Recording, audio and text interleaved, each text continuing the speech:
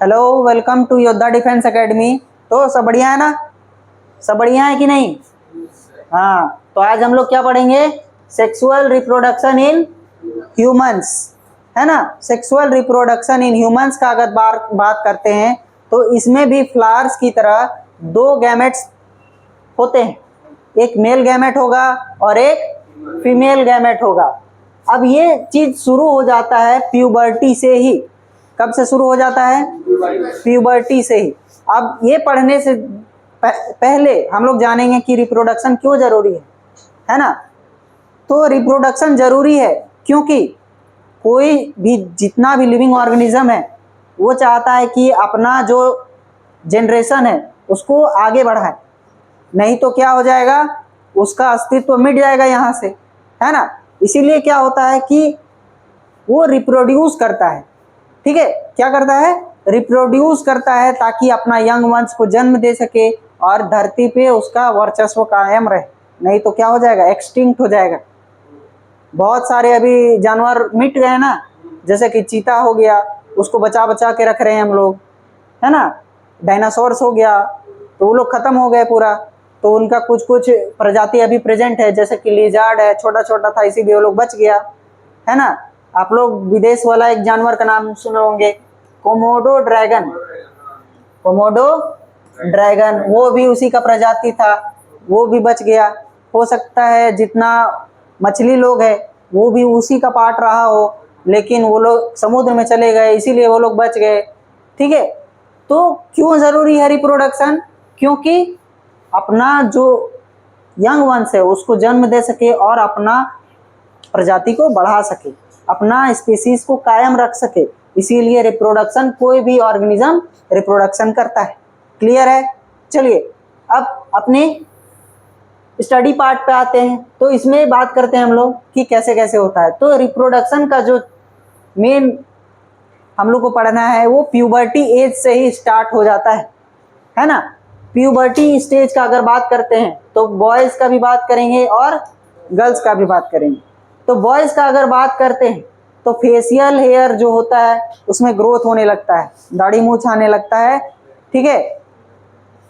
जो private parts होते हैं उसमें भी, जेनाइटल पार्ट्स होते हैं उसमें भी हम लोग का हेयर ग्रोथ होने लगता है। जो हम लोग का पैर है वो थिन होने लगता है ना, थिन होने लगता है, हेयर भी थिन होने लगता है, बाल झड़ता है, ठीक है। स्किन जो है वो ऑयली हो जाता है, बहुत लोग के पिंपल्स निकलते हैं प्यूबर्टी में, ठीक है। जेनाइटल एरिया का ग्रोथ हो जाता है, वॉइस जो है वो भारी होना चालू हो जाता है। बचपन में क्या होता था, जब बच्चे थे तो लाइट वॉइस रहता था, हल्का वॉइस रहता था, पतला वॉइस रहता था, लेकिन जैसे जैसे बड़े हुए वैसे वैसे क्या हो गया, हम लोग का वॉइस भारी होता चला गया, ठीक है। वहीं पे अगर गर्ल्स का बात करते हैं तो इनका भी प्राइवेट पार्ट्स में हेयर ग्रोथ होता है, जो मेल्स में होता है उनमें भी होता है। ब्रेस्ट डेवलप होते हैं, स्किन डार्कनिंग होता है निपल्स का, मेंस्ट्रुअल साइकिल शुरू हो जाता है, वॉइस जो है और पतला हो जाता है, वॉइस और लड़कियों में पतला हो जाता है, ठीक है। तो प्यूबर्टी में इतने सारे चेंजेस होते हैं। वहीं पे अगर हम लोग आगे बढ़ते हैं तो मेल पार्ट का बात करते हैं, मेल रिप्रोडक्टिव सिस्टम का बात करते हैं। तो इसमें मेनली काम करता है हम लोग का टेस्टिस, ठीक है। तो यहाँ पे फॉर्मेशन होता है स्पर्म सेल्स का। किसका फॉर्मेशन होता है? स्पर्म सेल्स का फॉर्मेशन होता है, जो क्या होते हैं, जर्म सेल्स होते हैं, जर्म सेल्स। अब ये डर्ट जर्म वाला नहीं है जर्म, है ना, ये है स्टार्टिंग से जो चीज होता है उसको हम लोग बोलते हैं जर्म सेल, ठीक है। आगे बढ़ा जाए। अब टेस्टिस जो होता है उसका लोकेशन कहाँ होता है? Located outside the abdominal cavity, है ना, एब्डोमिनल कैविटी के पास होता है, बाहर में। और ये एक पाउच लाइक स्ट्रक्चर से घिरा हुआ होता है जिसका नाम है स्क्रोटम। क्या नाम है? स्क्रोटम। अभी इसका हम लोग डायग्राम भी देखेंगे, ठीक है। इसमें क्या होता है, स्पर्म का फॉर्मेशन होता है। अब स्क्रोटम जो है एक लेयर प्रोवाइड करता है ताकि टेम्परेचर बॉडी क्या है, वो बॉडी का टेम्परेचर से हमेशा लोअर रहे। 4 to 5 डिग्री चाहिए इसको स्पर्म सेल्स बनाने के लिए, ठीक है। तो हमेशा लोअर रहेगा, तभी टेम्परेचर में वो स्पर्म सेल्स का फॉर्मेशन ज़्यादा हो पाएगा, ठीक है। स्पर्म सेल्स का अगर बात करते हैं तो वो प्रोड्यूस होता है हम लोग का सेमिनिफेरस ट्यूब्यूल में। किसमें प्रोड्यूस होता है? सेमिनिफेरस ट्यूब्यूल्स में। ऐसे ऐसे कुछ स्ट्रक्चर्स होते हैं, यहीं से स्पर्म सेल्स बनते हैं। और मैच्योर होता है कहाँ पे? एपिडिडमिस में। कहाँ पे मैच्योर होगा? एपिडिडमिस में। अभी हम लोग देखेंगे सबका स्ट्रक्चर। दिख रहा है मेल पार्ट का स्ट्रक्चर? इससे जानने से पहले एक और चीज है, वो पढ़ लेते हैं हम लोग। इसमें आता है लेडिक सेल, है ना। वो कैसे सेल्स होते हैं? इंटरस्टिशियल सेल्स होते हैं। कहाँ पे प्रेजेंट होगा? सेमिनिफेरस ट्यूब्यूल्स पे प्रेजेंट होगा, जो सिक्रीट करेगा हार्मोन को। 2 तरह का हार्मोन्स होता है। मेल में जो हार्मोन प्रेजेंट होता है उसका नाम है टेस्टोस्टेरोन। वहीं पे अगर फीमेल का बात किया जाए तो उसमें प्रेजेंट होता है कौन सा हार्मोन? प्रोजेस्टेरोन और एंड ओएस्ट्रोजन। 2 तरह का हार्मोन्स प्रेजेंट होता है। मेल में टेस्टोस्टेरोन और फीमेल्स में प्रोजेस्टेरोन एंड ईस्ट्रोजन, ठीक है। ये क्वेश्चन पूछ सकता है कि कौन कौन सा हार्मोन, ठीक है। कंफ्यूज करने के लिए 2-3 ठो दे देगा और इनका भी नाम देगा, तो आपको सही ऑप्शन करेक्ट करना है, ठीक है। चलिए अब इसका स्ट्रक्चर का बात करते हैं। स्ट्रक्चर का बात करते हैं तो पहला आता है हम लोग का इसमें ये जो दिख रहा है आपको पार्ट, ये होता है यूरेटर। कहाँ तक जाता है? यूरेटर। ये यूरिनरी ब्लैडर है। आप लोग किडनी का स्ट्रक्चर देखे थे? किडनी ऐसे था, वहां से 2 ठो यूरेटर निकल रहा था, 2 ठो यूरेटर निकल के यूरिनरी ब्लैडर में जा रहा था, तो वही यूरिनरी ब्लैडर है ये, ठीक है। नेक्स्ट आता है हम लोग का, यहां से जुड़ा हुआ होता है एक ग्लैंड जिसका नाम है प्रोस्टेट ग्लैंड। क्या है? Prostate gland. ये जो प्रोस्टेट ग्लैंड है वो कुछ कुछ ऑर्गेनिज्म में नहीं प्रेजेंट होता है, जैसे कि डॉग्स में ये प्रेजेंट नहीं होता है, ठीक है। चलिए नेक्स्ट, ये जो स्ट्रक्चर दिख रहा है पाइप लाइक स्ट्रक्चर्स, ठीक है। ये पाइप लाइक स्ट्रक्चर जो दिख रहा है,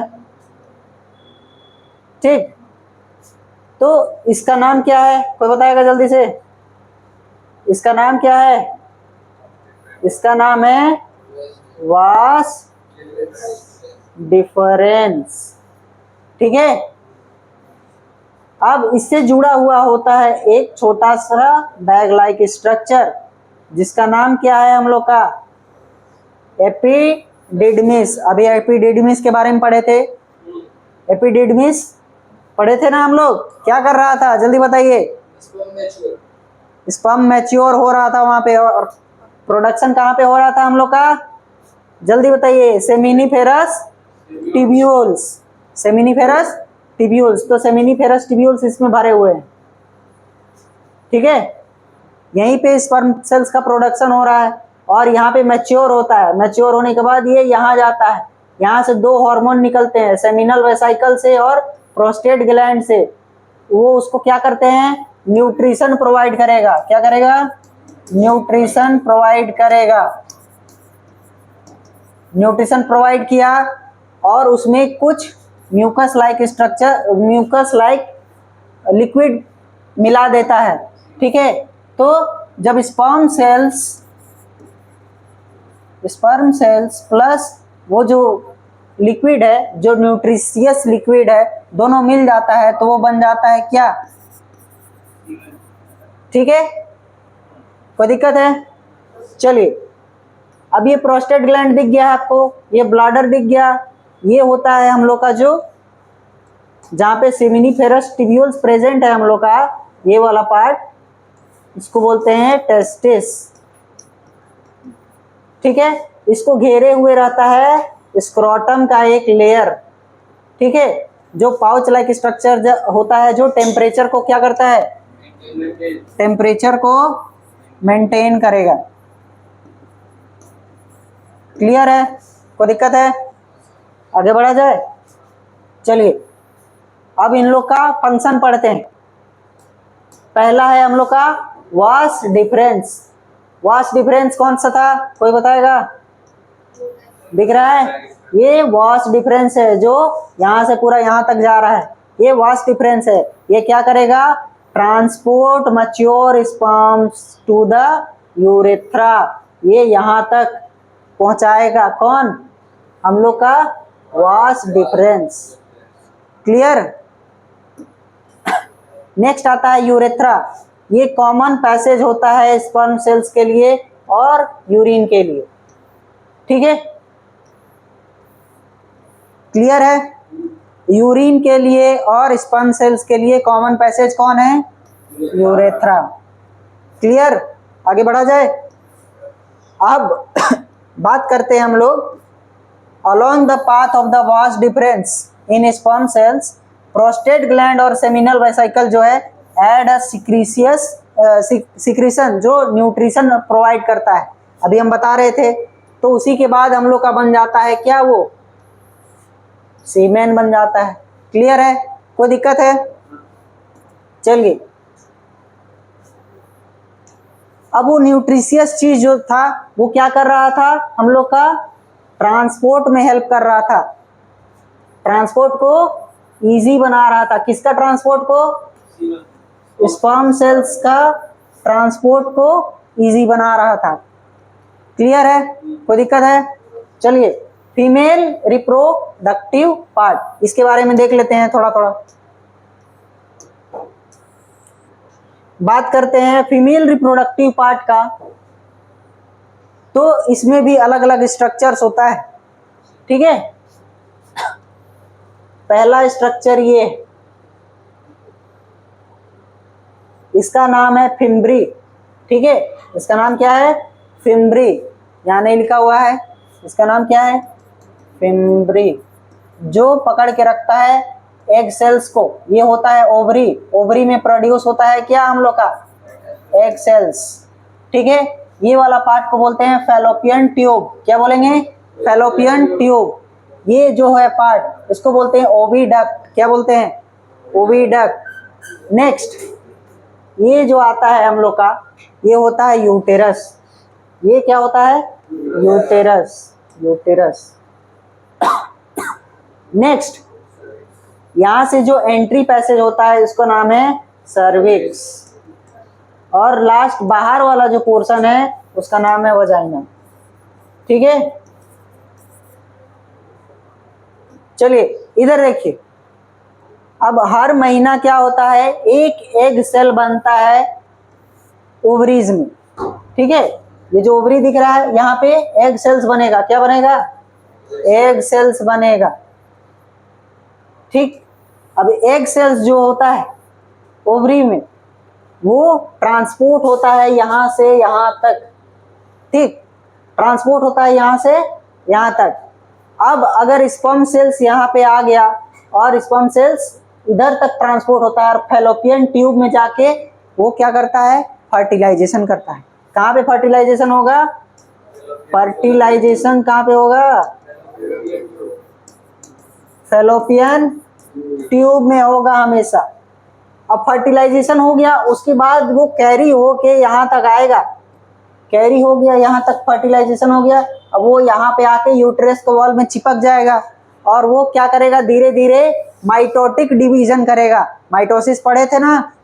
माइटोसिस 1 से 2, 2 से 4।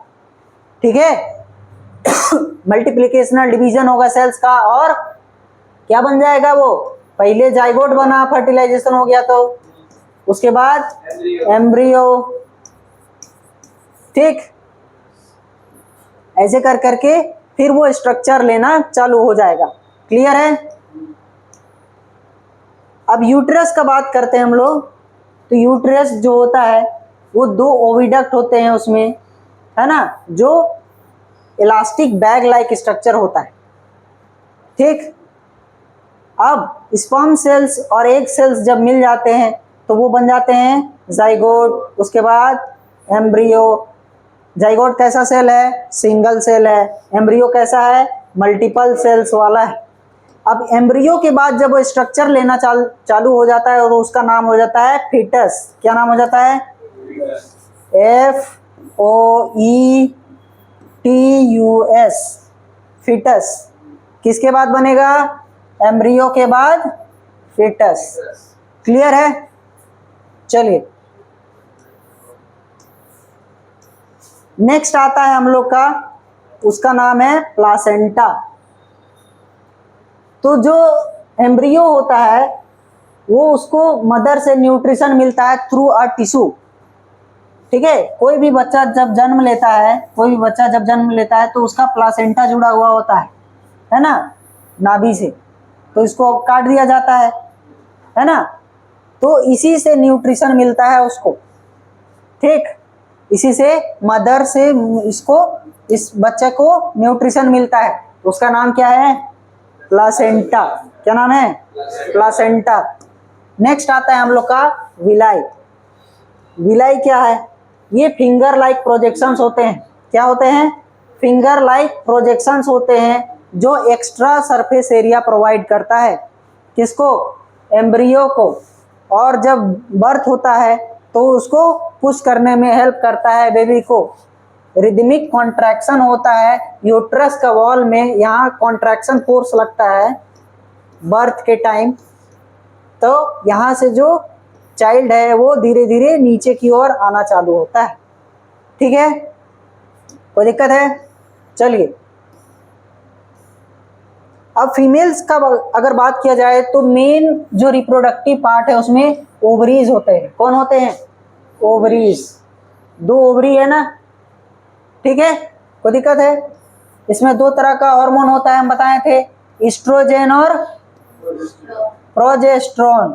एस्ट्रोजन और प्रोजेस्टेरोन। फीमेल जो ओवरी होता है वो हर महीना एक एग सेल को प्रोड्यूस करता है। यूट्रस का वॉल जो है उस टाइम पे कैसा हो जाता है? थिक हो जाता है। कैसा हो जाता है? थिक हो जाता है, ठीक। एक जो है वो अगर फर्टिलाइज हो जाता है और एक जब फर्टिलाइज नहीं होता है, दोनों केसेस देखेंगे। जब एग फर्टिलाइज हो जाता है तो प्रेगनेंसी आ जाता है। जब फर्टिलाइज नहीं होता है स्पर्म सेल से, ठीक है, तो क्या हो जाता है? वो सेल रप्चर हो जाता है।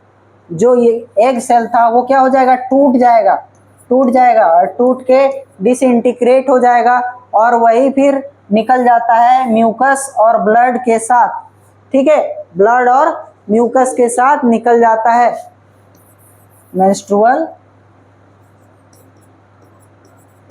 साइकिल के थ्रू। क्लियर है? कोई दिक्कत है? चलिए